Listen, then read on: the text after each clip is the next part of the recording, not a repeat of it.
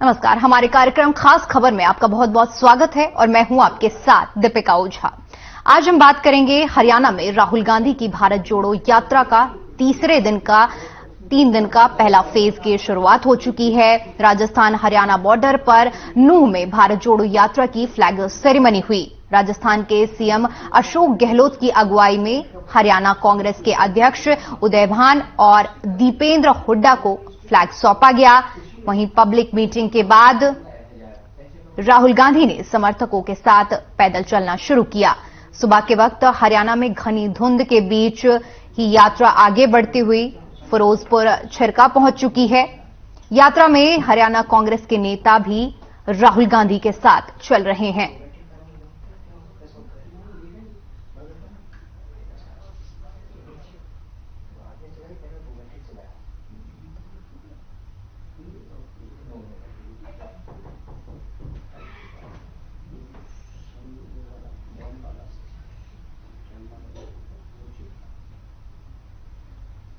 तो बता दें कि भारत जोड़ो यात्रा हरियाणा में प्रवेश कर चुकी है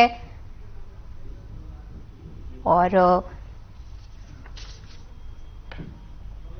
राहुल गांधी की यात्रा का ये 3 दिन का पहला फेज शुरू हो चुका है। राजस्थान हरियाणा बॉर्डर पर नूंह में भारत जोड़ो यात्रा की फ्लैग सेरेमनी हुई। इस दौरान राजस्थान के सीएम अशोक गहलोत की अगुवाई में हरियाणा कांग्रेस के अध्यक्ष उदय भान और भूपेंद्र हुड्डा को फ्लैग सौंपा गया है।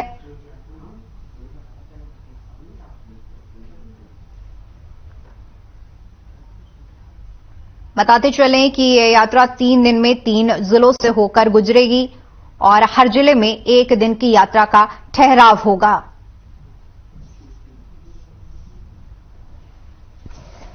जोरदार स्वागत किया गया है हरियाणा में आज भारत जोड़ो यात्रा का।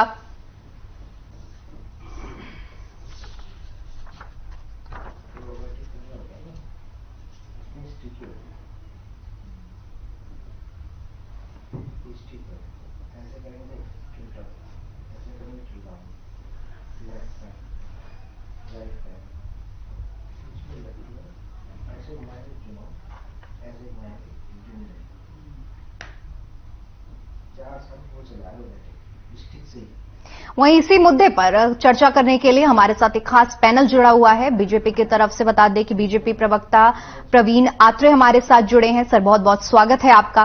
कांग्रेस की तरफ से बता दें कि विजय कौशिक जी हमारे साथ जुड़े हैं। सर, आपका भी बहुत बहुत स्वागत है। इसके साथ ही साथ मैं आपको बता दूं कि इनेलो की तरफ से ओंकार सिंह हमारे साथ जुड़े हैं। आप सभी का सर बहुत बहुत स्वागत है। तो सबसे पहला सवाल मैं विजय कौशिक आपसे करना चाहूंगी कि भारत जोड़ो यात्रा का आज हरियाणा में प्रवेश हो चुका है और जोरदार स्वागत किया गया है, कैसे देखते हैं आप? देखिए, ये एक बहुत ऐतिहासिक क्षण है। निश्चित तौर पर कांग्रेस पार्टी की तरफ से उदय भान जी और दीपेंद्र हुड्डा जी ने फ्लैग लिया है और पहले ये जो रूट था ये पनवल होते हुए अलीगढ़ जानी थी यात्रा जी। लेकिन हरियाणा की जनता आभारी है चौधरी भूपेंद्र सिंह हुड्डा जी की कि जिनके प्रेशर के बाद में इस यात्रा का रूट बदला गया और जो कि अब मेवात से होते हुए, नूंह से होते हुए, सोहना से होते हुए, फरीदाबाद होते हुए यह दिल्ली की तरफ जाएगी और रात्रि प्रवास 23 तारीख को इसका फरीदाबाद के नेवला महाराजपुर मोड़ पर होगा। निश्चित तौर पर इसके द्वारा एक बहुत बड़ी लहर, क्योंकि हमने लोगों से एक मौका दिया था कि भाई वो इस यात्रा के साथ हमारे साथ जुड़ सकते हैं, हमारे साथ कॉन्टेक्ट कर सकते हैं। तो लाखों लोगों ने इसमें जुड़ने की इच्छा जताई जी। और वो सभी लोग जो पहले कहीं कांग्रेस से छिटक गए थे, दूर हो गए थे, तो दोबारा से इस यात्रा के माध्यम से, भारत जोड़ो यात्रा के माध्यम से एकजुट होकर इस यात्रा में शामिल होकर काम कर रहे हैं। तो निश्चित तौर पर हरियाणा के अंदर जो भ्रष्टाचार और कुशासन वाली सरकार है, इसको उखाड़ने का भी काम करेगी भारत जोड़ो यात्रा जी। प्रवीण जी, मैं आपसे जानना चाहूंगी सबसे पहले, आज जिस तरह से भव्य स्वागत किया गया है यात्रा का और इस बीच राहुल गांधी का एक बयान भी सामने आया है जिसमें उन्होंने कहा है कि हम नफरत के बाजार में मोहब्बत की दुकान खोल रहे हैं। नहीं, राहुल गांधी के तो बहुत बयान आए हैं। अभी 3 दिन पहले उन्होंने एक बयान में हमारे जो सैन्य बल हैं उनके बारे में जिस तरह से कहा है कि चीन के बॉर्डर पे हमारे सैनिक पिट रहे हैं, जिस तरह से सेना का मनोबल तोड़ने का प्रयास किया। अभी कल ही कांग्रेस के जो राष्ट्रीय अध्यक्ष है उन्होंने कितनी संवेदनहीनता दिखाई अपने बयान के अंदर, किस तरह से जो क्रांतिकारियों ने देश के लिए कुर्बानियां दी उनकी तुलना कुत्ते से कर दी। तो ये कांग्रेस के नेताओं के इस तरह के अलग अलग बयान आते रहते हैं। लेकिन सबसे महत्वपूर्ण चीज है ये जो भारत जोड़ो नाम से यात्रा निकाल रही है कांग्रेस। देखिए, होना तो ये चाहिए था कि भारत जोड़ो यात्रा का नाम होना चाहिए था टुकड़े टुकड़े गैंग की भारत जोड़ो यात्रा। और कमाल चीज ये है कि ये भारत जोड़ने की बात करने के लिए निकले हैं, लेकिन जैसे ही यात्रा शुरू होती है तो पहले गोवा के इनके विधायक छोड़ के चले जाते हैं, थोड़ा आगे बढ़ते हैं, तेलंगाना के उपचुनाव में चौथे नंबर पे चली जाती है कांग्रेस, थोड़ा और आगे बढ़ते हैं तो गुजरात के अंदर कांग्रेस के हालात क्या होते हैं हम सब जानते हैं। तो कहीं ना कहीं जिस तरह से जो लोग जेएनयू के अंदर नारे लगा रहे थे भारत तेरे टुकड़े होंगे इंशाल्लाह इंशाल्लाह, हालांकि राहुल गांधी जी सबसे पहले उनको समर्थन देने पहुंचे थे, वो इस यात्रा में राहुल जी के साथ चल रहे हैं। हैरानी इस बात की है कि जिस पार्टी का इतिहास रहा हो धर्म के नाम पे देश के 2 टुकड़े करने का, आज उसका नेता यात्रा निकालता है ये कहकर कि ये भारत जोड़ो यात्रा है। और अभी कांग्रेस के प्रवक्ता ये बात कह रहे थे कि हुड्डा साहब के दबाव में यात्रा का रूट बदल दिया और बहुत आभारी है जनता। देखिए कमाल चीज, ये यात्रा हरियाणा में लगभग 24-25 किलोमीटर चलेगी। मतलब इतने बड़े प्रदेश के अंदर केवल 3 जिलों के अंदर ये जाएंगे, बाकी जो 19 जिले हैं वहां क्यों नहीं जाएंगे।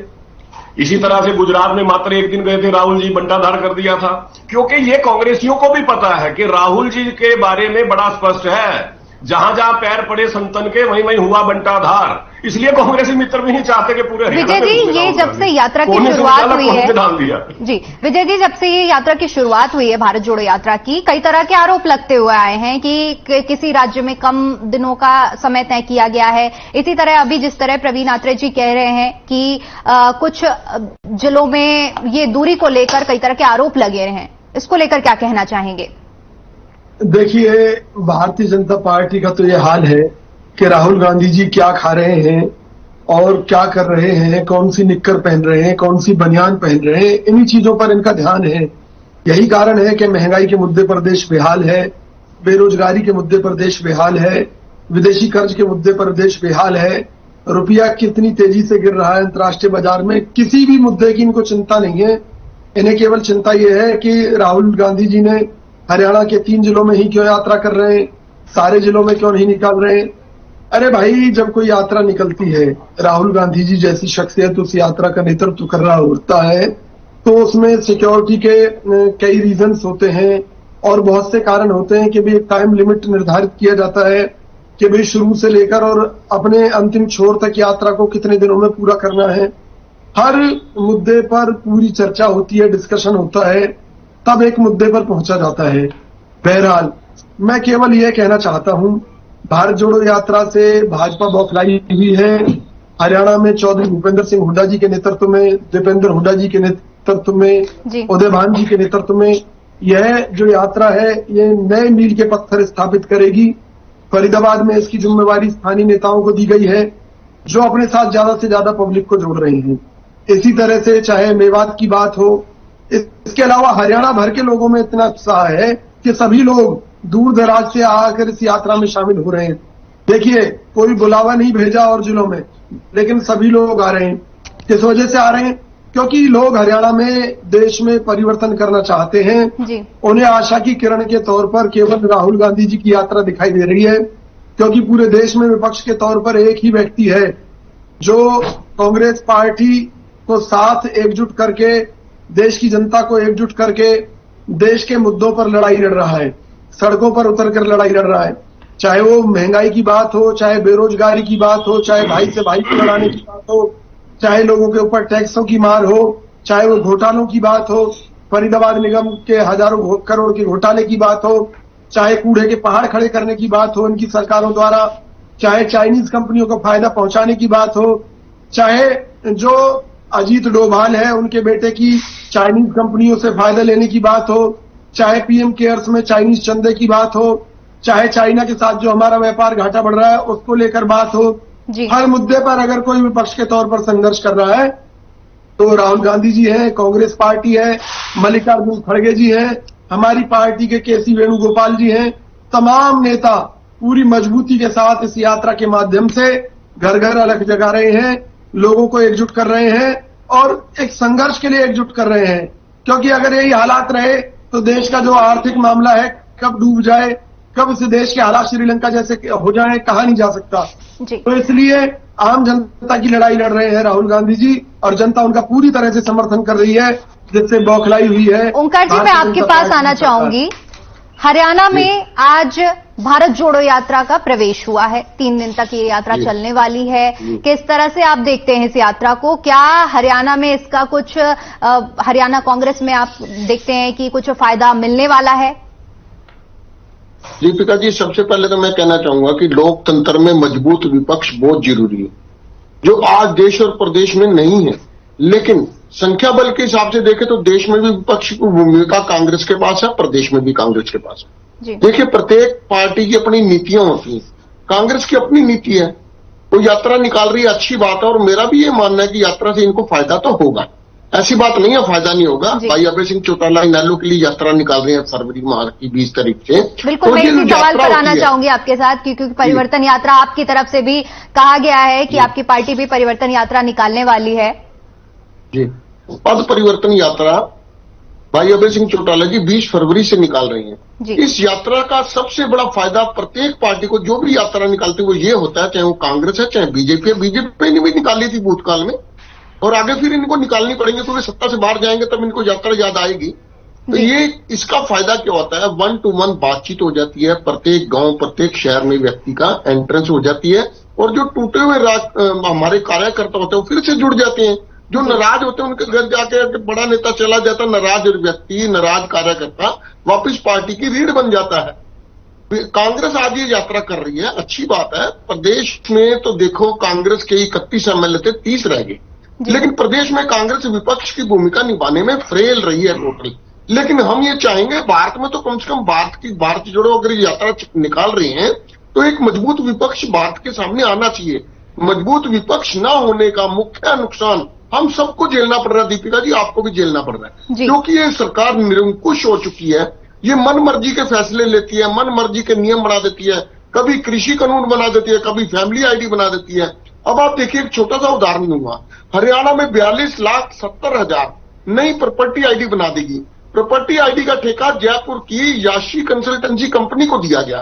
उसने सारी की सारी प्रॉपर्टी आईडी गलत कर दी, सैकड़ों करोड़ रुपए का भुगतान हो गया उस कंपनी को। और कमल गुप्ता जो बीजेपी के मंत्री हैं इस संबंधित विभाग के, वो कहते हैं कंपनी की तो कोई दोष ही नहीं है, दोष उन अधिकारियों का है जिन्होंने कंपनी को क्लीन चिट दी।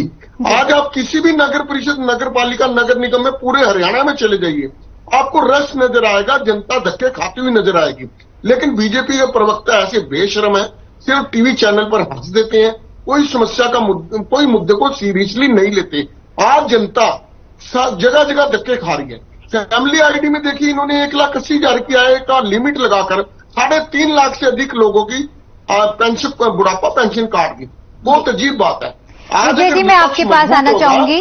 विपक्ष अगर मजबूत होगा तो विपक्ष की मजबूत का ये कारण होगा कि ये जो सरकार है ये रवैया नहीं अपना पाएगी। और एक बात मैं और कहना चाहूंगा, अभी मैं बीजेपी के प्रवक्ता को सुन रहा था, कभी कभी ये नाड़ी जैसी बात कर देते हैं। देखिए, कांग्रेस अपनी यात्रा निकाल रही है, वो 2 दिन के लिए हरियाणा में आए या 100 दिन के लिए आए, इसमें इनके पेट में क्या दर्द है? इसमें बीजेपी का क्या मतलब है? वो अपनी यात्रा जैसे मर्जी निकाले, 1 दिन के लिए निकाले, 1 जिले में जाए, 10 जिलों में जाए, 22 में जाए, ये उनका अपना मसला है। आप उनको कह रहे हैं जी आप यहां नहीं आ रहे जी, वहां नहीं आ रहे जी। आप अपना ध्यान रखिए, आने वाले समय में आपके लिए बहुत फायदेमंद है। कुछ कहना चाहते हैं? कम से कम यात्रा की नीतियां पता लगेगी, पता लगेगा यात्रा कैसे निकलती है। आईएनडी के प्रवक्ता के लिए जितने बीजेपी के नेता बने हैं, एक एक करके सर, एक एक करके, ताकि आपकी भी बात सुनिए, एक एक करके सर। जितने भी बीजेपी के नेता बने हैं, ये एक हवा के दौरान बने हैं, मोदी की हवा आई और ये सारे। सर, मुझे सबको बराबर समय देना है, एक एक करके। मैं आपके पास भी दोबारा आऊंगी, बिल्कुल मैं आपके पास दोबारा आऊंगी। जी, देखिए दीपिका जी, मैं एक बात तो जरूर कहूंगा, बुजुर्गों ने भी कहा है, खास तौर पे आईएनएलडी के प्रवक्ता के लिए तो विशेष तौर पे, इंसान भले ही सांप पाल ले, बिच्छू पाल ले, शेर पाल ले, गलत फहमी ना पाले। पता नहीं किस गलत फहमी में घूम रही है वो पार्टी जिस पार्टी का हरियाणा में अस्तित्व खत्म हो चुका है। जनता ने जिसको इस कदर नकार दिया है कि विधानसभा चुनाव में 3% से ज्यादा मत देना भी ठीक नहीं समझा, वो पार्टी ये कह रही है कि साहब हम परिवर्तन यात्रा निकालेंगे और बहुत बड़ा परिवर्तन करेंगे। सबसे पहले आपको अपने गिरेबान में झांकना चाहिए, आपको ये देखना चाहिए कि आपके साथ जनता ने ये हालात क्यों किए हैं। हमें कांग्रेस की यात्रा निकल रही है, हमसे एक सवाल पूछा जाता है कि आप इस यात्रा को कैसे देखते हैं। हम अपने विचार रखते हैं कि साहब कांग्रेस की इस यात्रा, जैसे आपने भी आईएनएलडी के प्रवक्ता से सवाल पूछा था कि कांग्रेस को इससे क्या लाभ होने वाला है। देखिए, एक लाभ सबसे बड़ा जो कांग्रेसी मित्रों को इस यात्रा से हुआ वो ये हुआ कि 150 दिन राहुल गांधी विदेश नहीं गए, वो देश में ही रहे। यह सबसे बड़ा फायदा मुझे लगता है कांग्रेसी मित्रों को इस यात्रा से हुआ। बाकी फायदे मैं पहले गिना चुका हूं, दोबारा नहीं गिनाऊंगा। किस तरह से जहां जहां यात्रा गई वहां कांग्रेस चुनाव के अंदर बुरी तरह से हारी, ये हम सबने देखा। आज आपके चैनल पे एक बात और कह देता हूं कि आईएनएलडी की ये दुर्गति इन प्रवक्ताओं की वजह से हो रही है, क्योंकि ये प्रवक्ता मुद्दे की बात नहीं करते। ये नहीं बताते कि आप किस एजेंडे के तहत यात्रा निकालोगे, लेकिन आते शुरू हो जाते हैं साहब प्रॉपर्टी आईडी है, साहब महंगाई है, साहब बेरोजगार।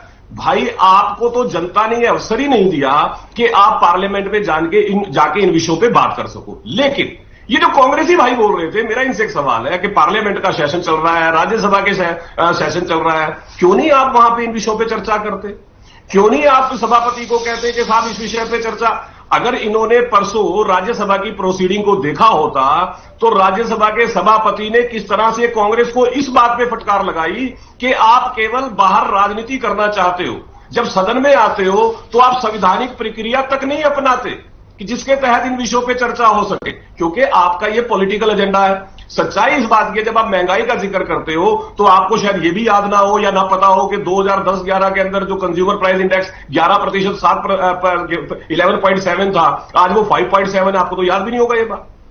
इसी सवाल के साथ मैं विजय जी के पास आना चाहती हूँ। व्यापार घाटा, अरे अमेरिका इस बात से परेशान है कि डे बाई डे हिंदुस्तान के साथ अमेरिका का व्यापार घाटा बढ़ता जा रहा है। इन बातों को शायद आपको जानकारी भी ना हो। विजय जी, मैं आपसे ये जानना चाहती हूँ इस तरह के ज्ञान की बातों की, क्योंकि उनका तो एकमात्र सिद्धांत है, आओ अनाप शराब बोलो, अबा तबा बोलो और अपने घर चले जाओ, टाइम पास करो। ये आईएनएलडी के लोगों का काम है। इसी सवाल के साथ मैं आपके साथ आना चाहूंगी। बीजेपी की तरफ से आरोप लगाया जा रहा है कि जब जहां पर बोलने का मौका मिलता है वहां पर बोला नहीं जाता है और बाहर राजनीति की जा रही है। इस पर क्या कहना चाहेंगे आप? देखिए, राजनीति क्या चीज होती है कि हमें जहां भी मौका मिले हम वहां बोले, हम जनता की आवाज उठाएं। तो वो काम हम संसद में भी कर रहे हैं। लेकिन संसद में अगर जिन मुद्दों पर हम चर्चा चाहते हैं, चाहे वो चाइना का मुद्दा है, क्योंकि चाइना के अंदरूनी हालात खराब है, अपनी विफलताओं को छुपाने के लिए भारत के ऊपर युद्ध थोप सकता है, तो हम इन विषयों पर चर्चा करना चाहते हैं कि भी सरकार जो विपक्ष से क्या चाहती है, क्या सहयोग चाहती है, देश की जनता से क्या चाहती है, इन विपरीत परिस्थितियों में हमें क्या करना चाहिए। क्योंकि एक तरफ तो चाइना के साथ हमारा व्यापार घाटा बढ़ता जा रहा है, विदेशी कर्जा हमारे देश के ऊपर बढ़ चुका है बहुत ज्यादा। 1.40 लाख करोड़ का कर्जा हमारे देश पर हो चुका है, 140 लाख करोड़ का। तो उन परिस्थितियों में देश की जनता को ये जानने का हक है कि जिस तरह से हम चाइना पर निर्भर होते जा रहे हैं, हमारे छोटे मोटे उद्योग चाइना की वजह से बर्बाद होते जा रहे हैं देश के अंदर, और जो सरकार ढिंडोरा पीटती है स्वदेशी का, वो चाइना के मुद्दे पर कहां चला जाता है। क्योंकि फरीदाबाद जैसी जगह में भी इन्होंने कूड़ा उठाने का ठेका चाइना की कंपनी को दे रखा है। चलिए सर, इसके अलावा मैं अपने टीवी स्क्रीन पर एक तस्वीर हम आपको दिखा रहे हैं जिसमें केंद्रीय स्वास्थ्य मंत्री मनसुख मंडाविया की तरफ से एक चिट्ठी लिखी गई है राहुल गांधी और राजस्थान के मुख्यमंत्री को, जिसमें कहा गया है कि कोरोना नियमों का पालन नहीं हो रहा है भारत जोड़ो यात्रा में, इसलिए बंद करने का आग्रह किया गया है। मैं अपने पैनल से कहूंगी कि वो चिट्ठी एक बार फिर से हमारे स्क्रीन पर दिखाएं। मेरी आवाज आप तक पहुंच पा रही है? मैं इसका जवाब दे दूं दीपिका जी? जी देखिए, यह सरकार की साजिश है। जब सरकार के संबंधी सारे जो प्रोटोकॉल्स थे उनको वापस ले लिया। नहीं सर, लेकिन इसमें कहा जा रहा है कि कोरोना गाइडलाइन का पालन नहीं हो रहा है। मेरी बात तो सुनिए ना जी। जब कोरोना गाइडलाइन का पालन जो है संसद में ही नहीं हो रहा, जब सरकार ने सारी गाइडलाइंस वापस ले ली, तो मुझे ये बताइए, हकीकत तो ये है कि अब कोरोना का भय फैलाकर इस यात्रा को रोकने की साजिश रचने का काम भारत की है। और निश्चित तौर पर आने वाले दिनों में मोदी जी ये कहते हुए मिलेंगे आपको कि भारत जोड़ो यात्रा के कारण देश में कोरोना फैल गया, क्योंकि यही इनकी साजिशें हैं ये जब बौखला जाते हैं तो इसी तरह के कदम उठाते हैं। आपको याद होगा कि जब पिछली बार कोरोना फैला था तो इन्होंने निजामुद्दीन मरकज के ऊपर आरोप लगाया था और कहा था कि भी इन लोगों ने पूरे देश में कोरोना फैलाया है। मौलाना साद के खिलाफ मुकदमा दर्ज किया था इन्होंने, कभी गिरफ्तार किया इन्होंने।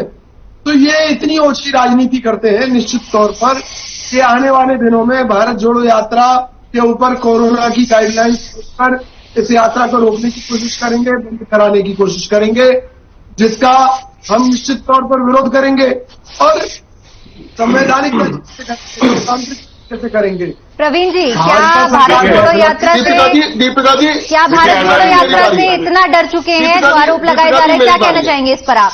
देखिए, ऐसा इन्होंने यात्रा का जो टाइम सेट किया था 150 दिन का, लगभग 115 दिन यात्रा को चलते हुए हो गए। अब अंतर्राष्ट्रीय स्तर पे जो वर्ल्ड हेल्थ ऑर्गेनाइजेशन है उसकी एक रिपोर्ट आई है कि अगर कोरोना गाइडलाइन का पालन नहीं किया गया तो आने वाले 90 दिनों में दुनिया को इसके दोबारा से दुष्प्रभाव देखने को मिल सकते हैं।